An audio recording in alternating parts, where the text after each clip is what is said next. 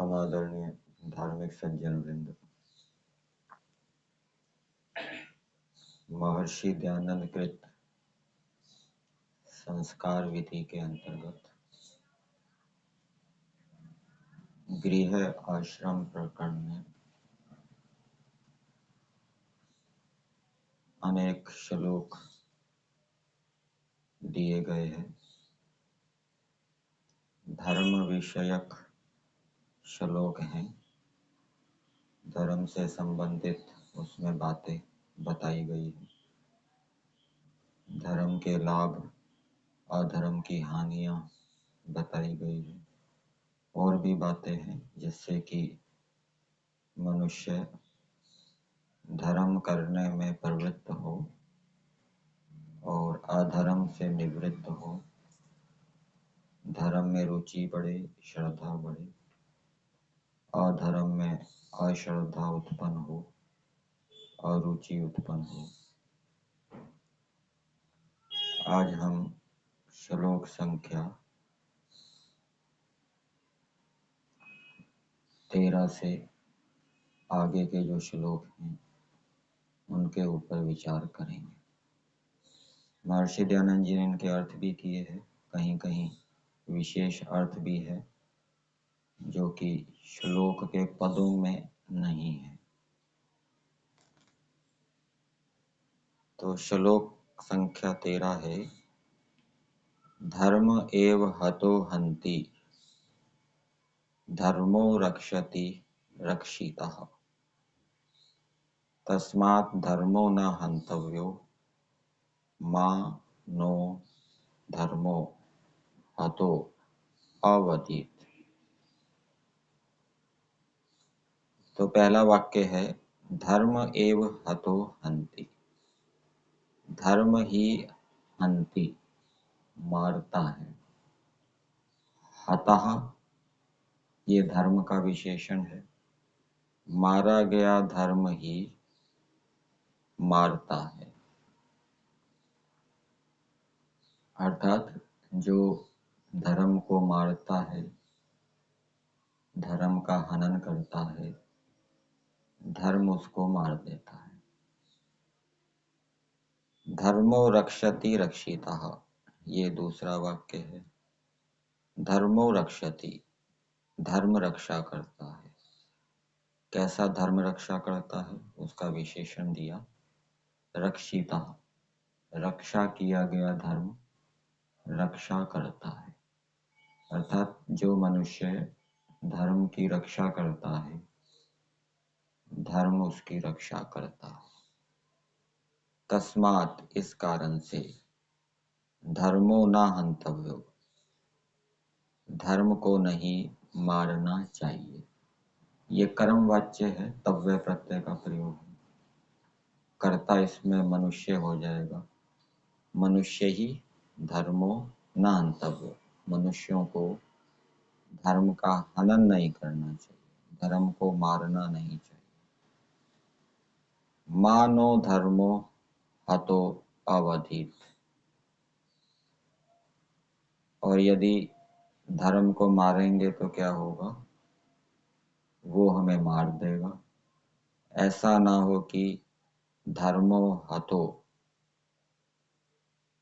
मारा गया धर्म, नहा हमें, मा अवधीत, मारा हुआ धर्म हमें ना मारे, इसलिए धर्म को नहीं मारना चाहिए। जैसे सांप के ऊपर पैर रखा जाता है तो सांप डसता है, इसी प्रकार से धर्म को यदि मारने का प्रयास करेंगे, मारेंगे, तो मारने वाले को धर्म भी क्या है, मार देगा। इसका अर्थ महर्षि दयानंद जी ने दिया है, जो पुरुष धर्म का नाश करता है उसी का नाश धर्म कर देता है। तो धर्म का नाश करने का मतलब है जो धर्म का लोप करता है, धर्म का आचरण नहीं करता। जो धर्म का आचरण नहीं करता, जानकर वह धर्म का नाश करने वाला है, हनन करने वाला है। उसी का नाश धर्म कर देता है। तो उसका नाश धर्म कैसे करता है? तो अधर्म के कारण अथवा धर्म आचरण न करने के कारण उसको दुख प्राप्त होते हैं, उसकी आत्मा में अज्ञान उत्पन्न होता है, दुखी होकर भी वो अज्ञान से युक्त होता है। तो ये आत्मा का क्या है? नाश है। आत्मा के अंदर यदि अज्ञान उत्पन्न हो रहा है तो ये उसका नाश समझना चाहिए। और जो धर्म की रक्षा करता है, धर्म की रक्षा करने का मतलब जो धर्म का आचरण करता है, उसी की धर्म भी रक्षा करता है। इसलिए उसी की धर्म भी रक्षा करता है। कैसे रक्षा करता है? धर्म का आचरण करने से उस मनुष्य को ज्ञान विज्ञान की प्राप्ति होती है, सुख की प्राप्ति होती है। और ये जो ज्ञान विज्ञान है ये उसको क्लेशों से बचाता है, क्लेशों से उसकी रक्षा करता है। जो अधर्म का आचरण करता है उसकी आत्मा अज्ञान अंधकार में डूब जाती है और इस कारण से फिर उसके ऊपर शत्रु रूपी क्लेशों का आक्रमण होता है जो उसको मारते हैं। इसलिए मारा हुआ धर्म कभी हमको ना मार डाले, इस भय से धर्म का हनन अर्थात त्याग कभी ना करना चाहिए। तो यदि धर्म आचरण ना करने का जो परिणाम है, फल है, वो यदि पता होगा तब मनुष्य क्या है? धर्म को ना करने से डरेगा। और यदि उसका फल नहीं पता, धर्म आचरण ना करने का फल नहीं पता, तो फिर वो धर्म आचरण ना करने से डरेगा नहीं। इसलिए धर्म आचरण ना करने अथवा अधर्म आचरण करने से डरना चाहिए। ईश्वर से भी डरने की बात आई है, ईश्वर से भी डरना चाहिए। तो ईश्वर से डरने का मतलब क्या है? कि यदि हम अधर्म आचरण करेंगे या धर्म का आचरण नहीं करेंगे तो ईश्वर उसके फल स्वरूप हमें दुख देंगे, दंड देंगे। तो इस कारण से ईश्वर से भी भय करना चाहिए, क्योंकि धर्म तो नाश क्या करेगा? वो तो ईश्वर की न्याय व्यवस्था में ईश्वर की ओर से धर्म आचरण ना करने का फल मिलेगा, अधर्म आचरण करने का फल मिलेगा। अगला श्लोक देखते हैं, श्लोक संख्या 14। वृषो हि भगवान धर्मः तस्य यः कुरुते हि अलम् वृषलं तम विदुः देवाः तस्मात् धर्मं न लोपयेत्। धर्म का नाश क्यों नहीं करना चाहिए? एक तो कारण ये बताया पहले कि यदि धर्म का नाश करेंगे तो धर्म उसका नाश कर देगा, जो धर्म का नाश करने वाला है। दूसरा और कारण बता रहे हैं धर्म का नाश क्यों नहीं करना चाहिए, क्योंकि जो धर्म का नाश करता है विद्वान लोग उसको नीच कहते हैं। तो पहली बात बताई, वृषो ही भगवान धर्मः। धर्म के दो विशेषण दिए, एक वृष और दूसरा भगवान। धर्म को भगवान कहते हैं। भगवान शब्द के दो अर्थ होते हैं। एक तो ऐश्वर्य से युक्त और दूसरा ऐश्वर्य को देने वाला। अब धर्म के प्रसंग में ऐश्वर्य से युक्त अर्थ तो नहीं घटेगा, ऐश्वर्य को देने वाला ये अर्थ घट जाएगा। मनुष्य के परिप्रेक्ष्य में मनुष्य को भी भगवान कहते हैं, तो वहां पर दोनों अर्थ घट जाएंगे। मनुष्य धन आदि या धर्म आदि ऐश्वर्य से युक्त भी होता है और उनको देने वाला भी होता है। तो ये धर्म कैसा है? भगवान है, ऐश्वर्य को देने वाला है। भग का अर्थ ऐश्वर्य होता है। और दूसरा विशेषण दिया धर्म का, वृष। ये धर्म क्या है? वृष है। वृष का अर्थ किया सुख की वृष्टि करने वाला। ये धर्म क्या है? सुख की वृष्टि करने वाला। जब वर्षा होती है तो थोड़े ही समय में बहुत पानी धरती के ऊपर गिरता है। ऐसे ही धर्म भी क्या है? बहुत सुखों को देने वाला, बहुत सुखों को देने वाला है। जैसे उदाहरण दिया जाता है कि तू घर चल, तेरे ऊपर डंडों की वर्षा होगी। डंडों की वर्षा होगी मतलब खूब तेरे को डंडे पड़ेंगे। धर्म भी क्या है? खूब सुखों को देने वाला है। ये वृषु धातु है, वृषु सेचने है। वृषु सेचने अर्थ में है, सिंचन करना। तो धर्म आत्मा का सिंचन करता है। जैसे वर्षा होती है वो पृथ्वी का सिंचन करती है, पृथ्वी पर विद्यमान प्राणियों का सिंचन करती है। वैसे ही धर्म भी क्या है? जो धर्म का आचरण करता है उसको सींचता है, सुख से सींचता है। और जब सिंचन होता है तो प्राणियों की वृद्धि होती है। दूसरी बात बताई, तस्य यह कुरुते ही अलम। ये तस्य धर्म के लिए लगेगा। उस धर्म का जो अलम लोप करता है। अलम शब्द समर्थ अर्थ में भी होता है और लोप अर्थ में भी होता है।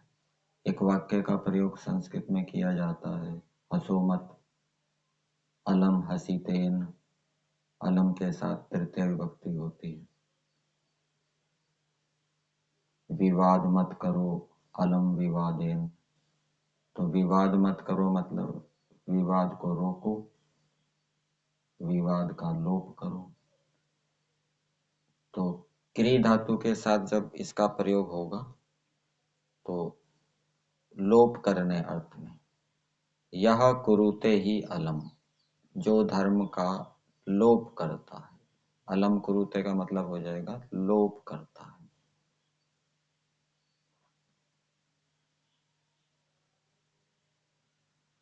फिर आगे दिया, विरशलम तम विदुहु देवाः। देवाः अर्थात विद्वान लोग, तम उसको, विरशलम विदुः नीच जानते हैं, नीच समझते हैं। तो जो धर्म का लोप करने वाला है वो नीच कहलाता है। नीच जाति में पैदा होने से व्यक्ति नीच नहीं होता।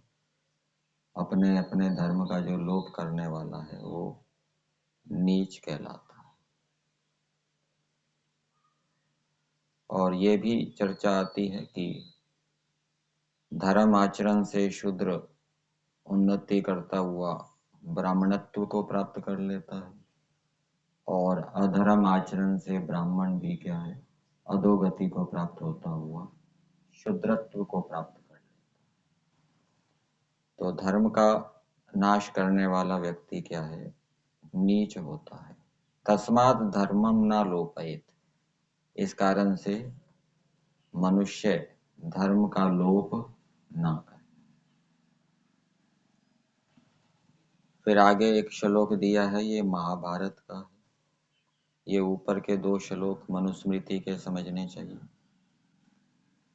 न जातु कामान न भयान न लोभात् धर्मं त्यजेत जीवितस्यापि हेतोः धर्मो नित्यः सुख दुख तु अनित्ये जीवो नित्यो हेतुरस्य तु अनित्यः।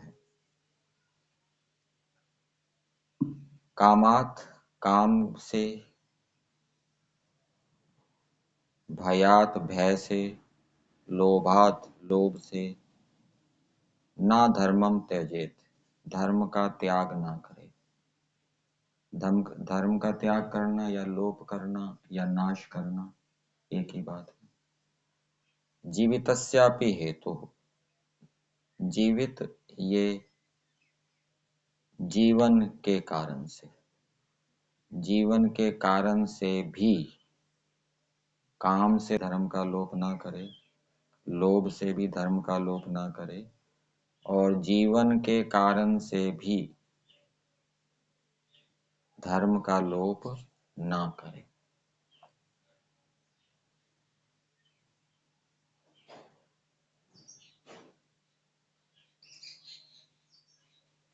तो इसका अर्थ दिया है, चाहे भोजन छादन जलपान आदि की जीविका भी अधर्म से हो सके व प्राण जाते हों, परंतु जीविका के लिए भी धर्म को कभी ना छोड़े। मतलब कि ऐसी जीविका का साधन मिल रहा है जहां धर्म करना पड़ रहा है, और जीविका नहीं मिलेगी तो जीवन कैसे चलेगा। तो ऐसी जीविका के लिए अधर्म का आचरण नहीं करना चाहिए। और वही बात आगे बताई, चाहे प्राण भी जाते हो तो प्राण को बचाने के लिए अधर्म से जीविका नहीं करनी चाहिए, बेशक प्राण चले जाए। जीवितम ये जीवन अर्थ लेना चाहिए, जीवितस्यापि हेतु जीवन के कारण से भी, जीवन को बचाने के लिए भी, जीवन को बचाने के लिए भी अधर्म का आचरण नहीं करना चाहिए। फिर आगे दिया है, धर्मो नित्यः सुख दुख तु अनित्य। धर्म नित्य है, सुख दुख अनित्य है। धर्म नित्य है मतलब वो जीवात्मा के साथ जाता है, काफी समय तक वो संस्कार रूप में जीवात्मा के साथ रहता है। एक तो सत्य आचरण होता है, और सत्य आचरण के जो संस्कार पड़े उसको धर्म कहते हैं, और वो संस्कार आत्मा के साथ जाते हैं, बहुत लंबे समय तक भी पड़े रहते हैं। तो इस दृष्टि से उनको नित्य कहा है। और सुख दुख हैं वो तो क्षणिक होते हैं, इसलिए उनको अनित्य कहा है। जीवो नित्यो, जीव नित्य है, हमेशा रहता है। हेतु हो अस्य तु अनित्य है। अब इस पंक्ति को देखकर व्यक्ति ऐसा अर्थ भी कर सकता है कि हेतु हो अस्य तु अनित्य है। अस्य से वो जीव को भी ले सकता है। जीव का जो कारण है वो क्या है? अनित्य है। जीव का जो कारण है वो क्या है? अनित्य है। लेकिन यहाँ पर अस्य का अर्थ किया है धर्मस्य। हेतु अस्य धर्मस्य तु अनित्य है। इस धर्म का जो हेतु है, इस धर्म का जो कारण है वो अनित्य है। धर्म का कारण क्या है? शरीर है। शरीर के कारण जीवात्मा धर्म करता है, तो धर्म का कारण अनित्य है, शरीर अनित्य है, जीव क्या है? नित्य है। इसलिए अनित्य के लिए नित्य को नहीं छोड़ना चाहिए। तो इसका अर्थ दिया है महर्षि दयानंद जी ने, मनुष्यों को योग्य है कि काम से अर्थात झूठ से कामना सिद्ध होने के कारण, कोई कामना यदि झूठ बोलकर सिद्ध हो रही है तो ऐसी कामना सिद्ध नहीं करनी चाहिए। निंदा स्तुति आदि के भय से भी धर्म का त्याग कभी ना करे। धर्म का त्याग करने पर कोई स्तुति करे,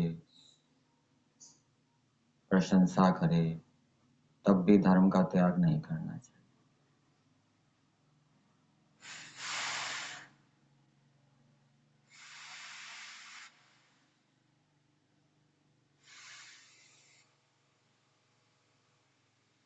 और ना लोभ से, चाहे झूठ अधर्म से चक्रवर्ती राज्य भी मिलता हो, तथापि धर्म को छोड़कर चक्रवर्ती राज्य को भी ग्रहण ना करे। तो यहाँ से क्या बात निकलती है? मनुष्य झूठ बोल के चक्रवर्ती राज्य भी प्राप्त कर सकता है।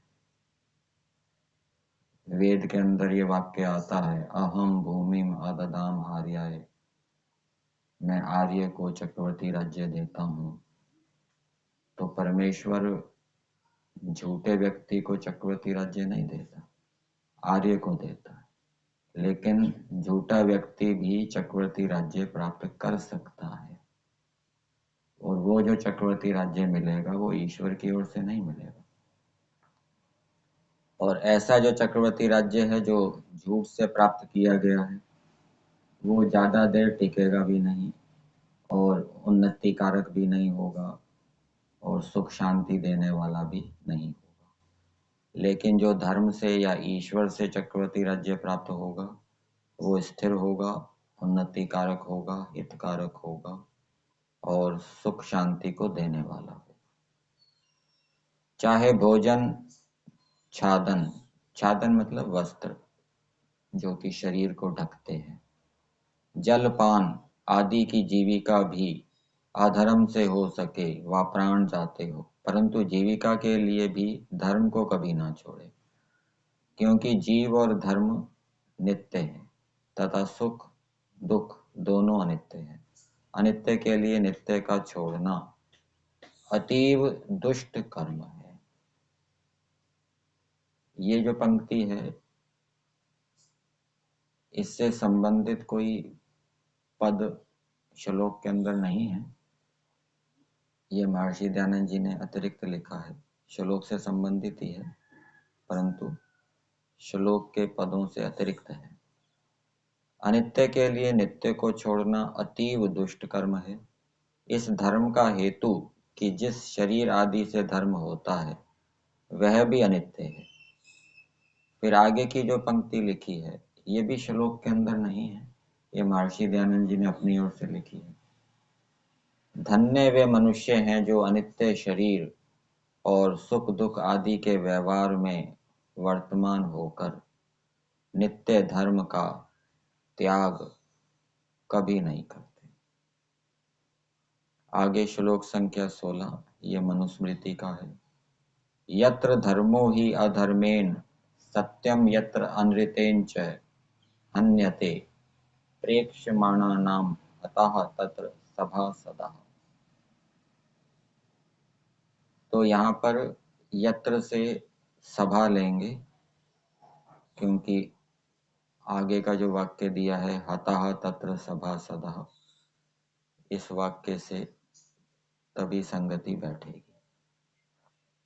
यत्र अर्थात जिस सभा में, धर्मो ही अधर्मेण हन्यते, हन्यते जुड़ेगा ना, धर्म अधर्म से मारा जाता है। सत्यम यत्र अनृतेन च, और जिस सभा में सत्य झूठ से, सच झूठ से मारा जाता है। प्रेक्ष्यमाणानाम हतः तत्र सभासदः, प्रेक्ष्यमाणानाम जो सभासद हैं, देखने वाले हैं, उनके सामने, ये सामने का अध्ययन करेंगे। प्रेक्ष्यमाणानाम समक्षे, सम्मुखे, देखने वालों के सभा हो रही है उसके अंदर निर्णय किए जा रहे हैं और सभासद देख रहे हैं और उनके सामने गलत निर्णय हो रहे हैं, अधर्म से युक्त निर्णय हो रहे हैं। तो ऐसे सभासदों के सामने यदि अधर्म से धर्म मारा जाता है और झूठ से सच मारा जाता है तो हताः तत्र सभासदा, उस सभा में सभी जो सभासद हैं वो क्या है, मरे हुए। तो इसका अर्थ दिया है, जिस सभा में बैठे हुए सभासदों के सामने अधर्म से धर्म और झूठ से सत्य का हनन होता है, उस सभा में सब सभासद मरे से ही है। और इससे संबंधित एक श्लोक और दिया है महर्षि दयानंद जी ने, यहाँ तो नहीं है, सत्यार्थ प्रकाश में मिलेगा, कि या तो सभा में जाना नहीं चाहिए, या तो सभा में जाना नहीं चाहिए, और यदि सभा में जाते हैं तो सत्य को जिताना चाहिए, असत्य को नहीं जिताना चाहिए।